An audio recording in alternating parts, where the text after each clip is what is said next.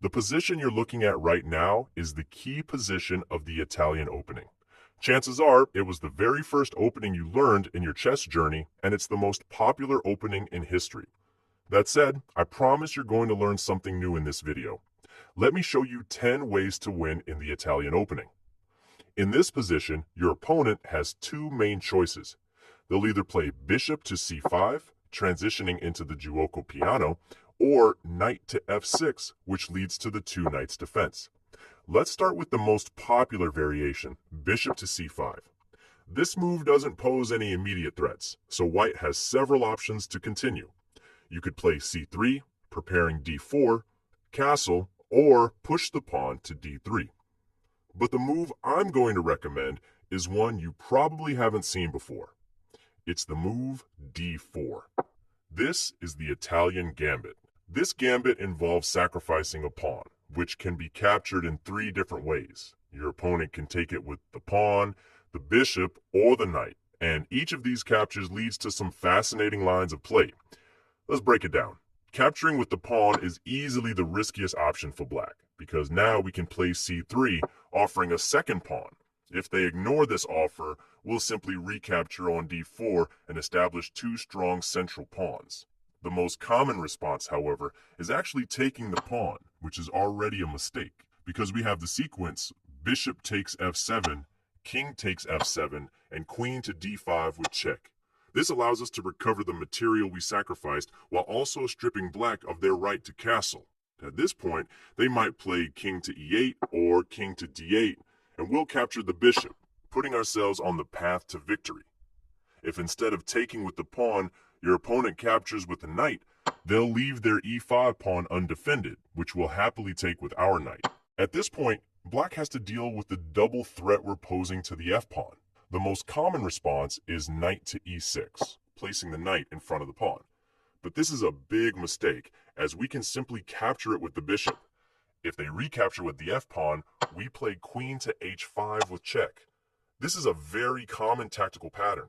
If they try to block the check by playing g6, we'll take on g6 with the knight, and they won't be able to recapture because our queen is pinning the h-pawn to their rook. The most natural move, then, is knight to f6, attacking our queen. Here, they expect us to take the rook, leaving our queen undefended, without realizing that the discovered check they're planning is ineffective, since the piece delivering the check can be captured by their knight. But that's not what we're going to do. We'll capture the bishop, which is undefended on c5. After they recapture our knight, not only do we win a pawn, but we also completely ruin their kingside pawn structure. They'll be left with an isolated pawn and no chance to castle. From here, we can continue with bishop to g5, or, alternatively, queen to c3. Now, if they decide to recapture with the d-pawn instead, the solution is straightforward. Trade queens. This forces their king away from defending f7, and then you win the game with knight takes f7, delivering a strong double attack. Another common way for your opponent to defend against the double threat on f7 is by playing queen to f6, aiming to generate counterplay. By allowing the capture on f7, they're hoping to follow up with a move like knight to e6, blocking the check while creating threats of their own. But don't worry, this is just a trap. Simply capture with the bishop, and your position becomes overwhelmingly strong. We can also retreat the knight to d3, allowing the exchange of bishops. If they take our bishop, we'll take theirs, eliminating any threats they might have had, securing a pawn advantage, and ensuring they can't castle. Enjoying the video so far? If you are, please hit the like button so I can keep bringing you high-quality, free content here on YouTube. Capturing with the bishop is the best move for black in this scenario. We'll recapture the bishop, and in return for the pawn, we'll gain a highly active position. From here, we can castle and start destabilizing black's position by playing f4, for example, to challenge the e5 pawn. If they play knight to f6, our response is f4. They can't take the pawn because the knight will be left undefended. They also can't capture the e4 pawn, as we take on e5 and then win the f7 pawn. If the knight retreats, it would still end up undefended. And castling isn't an option either, as we'd capture on e5, putting both of their knights under threat again. To avoid this, black should play d6. At this point, we capture on e5 and follow up with bishop to g5, creating two threats against the pinned knight. This will likely ruin black's pawn structure.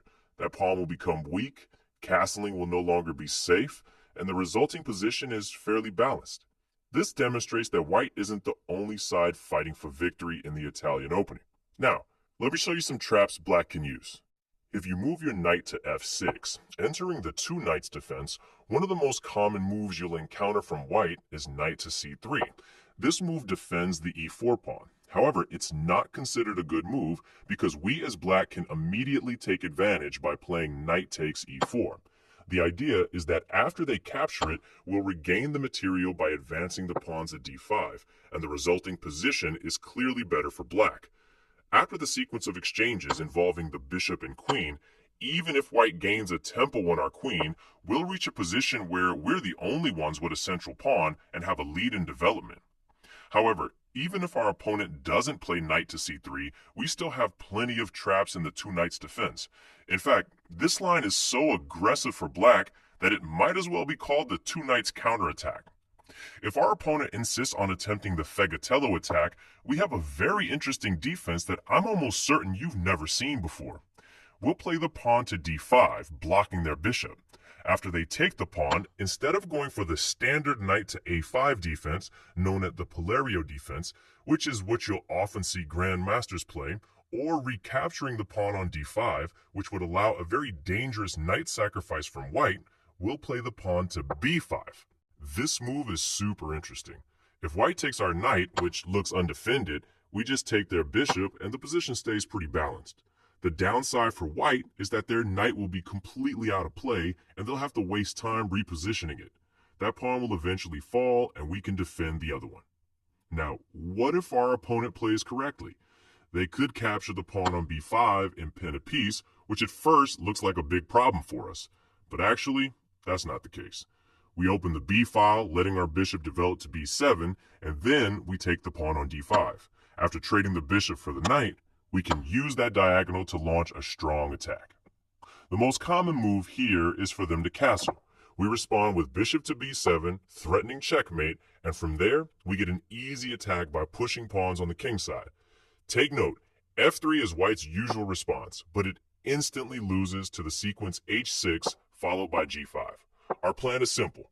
Push the pawn to g4. If they play knight to f2 trying to stop it, you still go ahead with g4. When the knight captures, our knight recaptures, and they can't take back because their pawn is pinned and there's a checkmate threat. Even if white tries something else, like playing queen to e2 instead of knight to f2, it's fine. They might threaten the e-pawn, but just let them take it and castle queenside. If they go for the pawn, we still push g4, and our attack is just too strong. The computer already gives black a plus 6.5 advantage here. Since I know that the Fegatello attack is every beginner's worst nightmare, I'm here to teach you another variation that's just as interesting, the Fritz variation, which you can use against it. Instead of going for knight to a5 again, this time it's knight to d4. What's the idea behind this move? If our opponent attacks the knight, we counter that by pushing the pawn to b5, going after their bishop with a strong counterattack. This is the Fritz variation. It's super interesting, but it comes with a trap that almost every beginner falls into. White players are often greedy and think they can still make the attack on f7 work even after playing the pawn to d6. They'll sacrifice the pawn, hoping that if you capture it with the bishop, pawn, or queen, the knight fork on f7 will still be available. And guess what? That's what we'll let them do. We capture with the queen, let them play the fork, and then respond with queen to c6. It's a sneaky move with a powerful double threat, targeting both the bishop and the pawn on g2. Moving the bishop back isn't an option, as their knight would be left hanging, and they can't take the rook either because we would capture on g2, threatening their rook. If they move the rook back, we check on e4, and from there, they'll either have to give up their queen for our knight, or retreat the bishop, and you'll deliver a fantastic checkmate. So, are you still afraid of the Fegatello attack? After this video, I bet you're now hoping for your opponents to play it against you. That's all for today, folks. I'm not going to ask you to like and subscribe again because I know you've already done it. This channel is small, but I work hard to create valuable content. that gets straight to the point without wasting your time. That's it for me for now. See you in the next one.